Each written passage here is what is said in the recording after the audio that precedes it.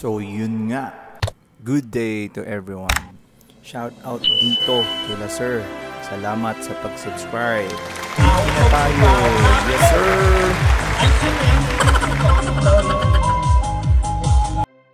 Bike update tayo. So may mga napo na tayo nung dinrive na natin.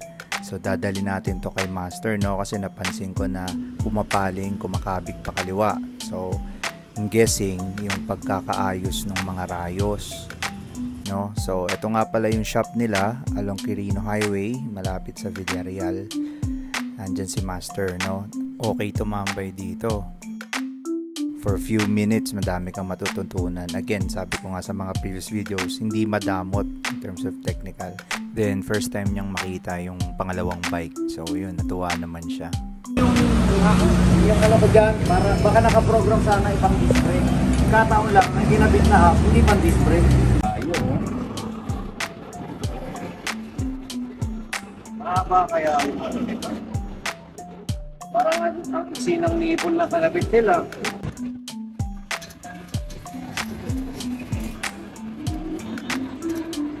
Yung sinusukat sa layo nung isa? Ito. Ayan o. Ang trabaho nito, para makuha niya yung talon. Ang trabaho naman na ito, para makuha niya yung wobbling. Para naka 45 degree yan, kailangan perfect sila pareho. May ano sila. Meron silang harmony. Sabay. Susukatin mo siya sabay. Pakiramdaman mo yung sayad niya rito. Pakiramdaman mo yung sayad ng gilid niya dito. Eh, hindi mo nabuhayin to. Ito lang, makuha mo lang yung 45 degree niya, okay na yun. Ito mo ha. Hindi ka ba nagtataka every now and then? Inisilip ko to at saka to. Kala ko nga parang tansya-tansya lang. Ay, hindi ah. Ayun pala yun, yung kanto. Kaya kailangan, ito andyan, tinan mo to. Yung clearance nito at saka dito, at saka yung clearance nito at saka dito, kailangan gitna to. So, ayan o. At ito yung haba nito, at saka yun, dapat pareho. Kaya nga kinabit ko to, naka-prepared yung setup ng line niya, pang-disc brake. Kaya lang pag road bike yung kinabit. Kasi binuntis eh. Because you're gonna be a father. I'm pregnant? No. I'm pregnant. You're pregnant too? ano rin tawag dun sa bilog? Spoke wrench. Spoke wrench. Dito. Drawing a line. Drawing to eh, drawing tool. Yan na rin ba ginagamit sa motor o pang bike Iba. na? May na-mention pa dyan si master na pag maluwag, luluwagan. Kapag masikip, sisikipan. Then pricing nga daw yung drawing tool na yan. Mas nagpaturo na rin tayo about V-brakes. Higpit para hindi gumalaw, gano'n? Hindi, para tumigas yung coil spring sa loob nito. Ayun, may kulang nga na tornilyo. Yung parang para doon na nagko-hold at nagko-cover doon sa right ng V-brake sa harapan. Tinuro niya rin yung mga pwesto, kapag nilose mo yung screw sa right, yung adjustment or yung tensioner nga daw. Ayan, sa kanya ko rin nalaman yan. Yan, papakita niya, akala ko wala yung bakal. So yun, pinakita niya nga tensioner. The more na higpitan mo nga daw yung screws na yan, yung sa right, hihigpit din yung tension. So ang pinaka-advice niya, dapat kapag nag-brake ka, sabay gumagalaw. Ayan, ganyan. And then kailangan ko din pala nung parang tube na bakal. So hanap tayo nun online. DIY na lang natin kung makakahanap tayo. Then advice nga na nung binalik niya yung wheel set, ipalambutin ulit, i-deflate yung goma and interior, then i-massage, kumbaga ikot na maayos hanggang ma-position yung interior kasi parang may konting wobbling, which is naayos ko na ngayon. Then nagdagdag din tayo ng konting tire pressure. So all good, sobrang ayos na gamitin. And then syempre, dinala natin, sinubukan natin kung saan tayo nag-e-ensayo.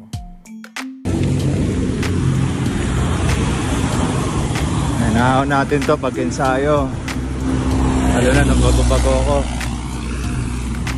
So yun nga, galing tayo kay master. Kung ayos na, medyo wobbly lang yung tires, baka hindi nakalag yung interior. Puntahan natin yung mini trail. Ayos na, sarap na dalhin. Ibang iba feels ng MTB.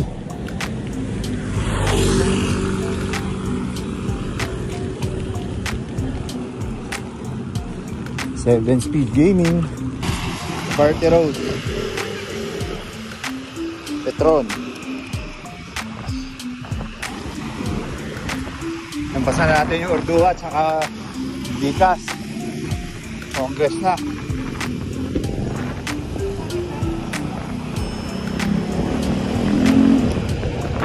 Woohoo!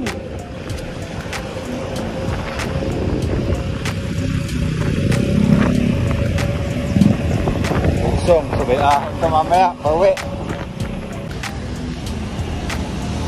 Antonin nyo. Baba. Tahon lang natin.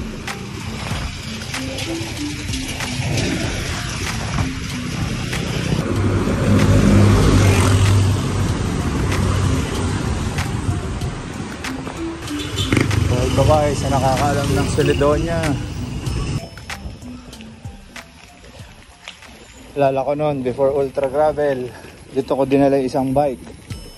Dito ko nag-ensayo para masubukan ko rin yung gulong kung kaya. Trail number 1.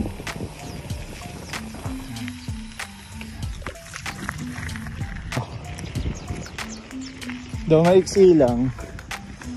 Iniikot-ikot ko nun. Sinusubukan natin yung tires. Dan dito, ayan. Bundok din, gravel din. Kahit pa paano, nakagamay mo yung iba't ibang klase ng lupa. Ay buhangin. Ayan. Ayan, ikot lang ako dito, pababa. Kasi may mga aso na dun eh. Ayan. Mamaya dun sa trail number 2 may overlooking.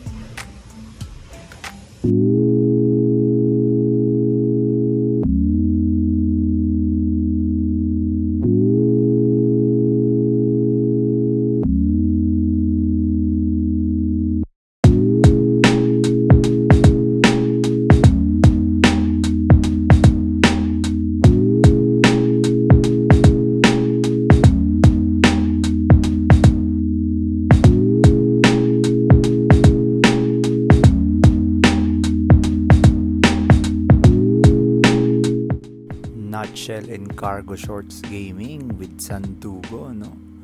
Gempoys. So ito yung trail number 2 natin. Yan, kabilaan yan. Pwede dyan, paikot-ikot ka dyan or doon. Bababa. Yan yung trail number 2 natin. Bababa ka dyan. Tapos doon, pababa din doon. Ito nga palang route na to, DIY to. Ginawa ko to para mag-ensayo for Ultra Gravel. Nakaka 22 kilometers din ako magmula sa bahay. But please do note, all these spots are residential.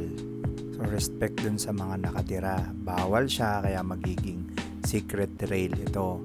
Pwede naman kung ikaw lang or ilan lang kayo, just make sure na wag magkalat at wag magingay. Shoutout to my men Pilo, Lopi, siya nagturo nito. Ito yung green na gate na to. Medyo patarik to. Pero ahunin ko, di ako makabidyo. Challenge yan, pero tignan nyo naman. Pwedeng ensayuhan. Yan sa baba, pwedeng paikot-ikot.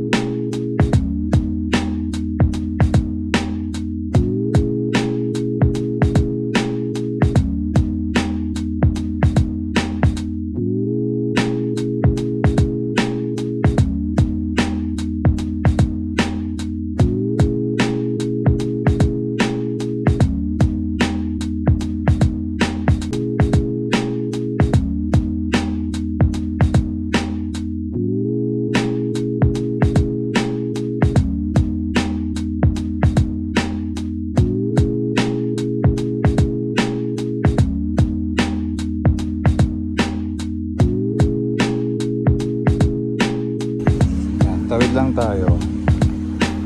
Kita niyo yan, bandang kanan. Ito. May salpakan dyan. Shout out to Hero Rocky. Yung kasama ko mag-bike nandito. Nauna-una namin dito.